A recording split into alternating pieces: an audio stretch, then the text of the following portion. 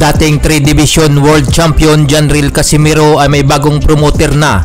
Ito ay matapos makumpirma na kinuha na ito ng Kamida Promotions ng bansang Japan. Ayon sa post sa social media ng Cuadro Alas It's My Boy ay matagal na itong nagpirmahan ng kontrata at nag-aantay na lang sila kung kailan pwede ipaalam sa publiko na may bagong promoter na si Casimiro. Isa din na Pinoy prospect ang kamakailan lang nag-sign ng kontrata sa Kamida Promotions. Si undefeated prospect Kenneth Laber na may kartadang 14 wins, walang talo, 9 KOs. Isa itong magandang balita sa Pinoy fans na gustong mapanood muli ang nag-iisang Janril Casimiro.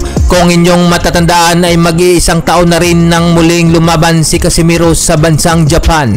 Lumaban ito noong Oktubre 2025 kontra kay Saul Sanchez at nanalo via knockout sa round 1. Naging masamang balita ito nang maban ito sa bansang Japan dahil sa hindi nakuha ang tamang timbang ng super bantamweight limit 122 pounds. Laging problema ni Casimiro ang overweight sa kanyang mga laban.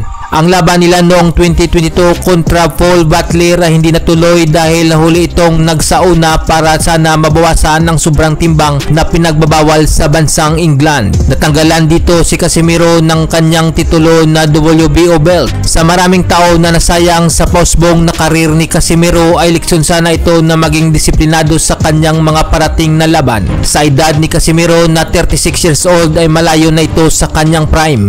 Makikitaan pa rin ng lakas at bilis sa ibabaw ng ring na kayang magbigay problema sa kanyang makakalaban. May plano din itong umakyat sa featherweight division 126 pounds na maging komportable para sa angas ng Pinas. Sa ngayon ay puspusa na ang pag-iensayo ni Janril Casimiro dahil sa bagong promoter na magbibigay sa kanya ng bigating laban. Hindi pa rin maitanggi na isa pa rin sa mga inabangan ng sambayanang Pilipino ang pagbabalik ng dating 3 Division World Champion Janril Casimiro. Sa ibang banda, Manny Pacquiao ay pasok sa top 10 ng bagong labas ng Ring Magazine Welterweight Rankings. Nasa top 9 si Manny Pacquiao na kamakailan ay lumaban sa WBC Welterweight Champion Mario Barrios. Naging kontrobersyal na nauwi sa draw ang hatol ng laban. Maraming active boxer at boxing experts ang nanood sa laban na dapat daw panalo si pabansang kamaong Manny Pacquiao. Nangunguna sa listahan ay ang undefeated WBA champion Jaron Ennis. Sinundan ito ni WBO champion Brian Norman Jr.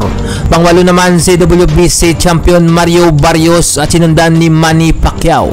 Maraming boxing fans naman ang sinabing mas mataas dapat si Manny Pacquiao sa ranking kumpara kay Mario Barrios. Ang Ring Magazine ay mapagkakatiwalaan at may magandang background sa boxing. Pagmamayari ito ni kamahalang Turki Al Sheikh ng bansang Saudi Arabia. Isa rin si Al Sheikh sa bigating promoter ngayon sa mundo ng boxing dahil sa malaki nitong papremyo sa kanyang mga events.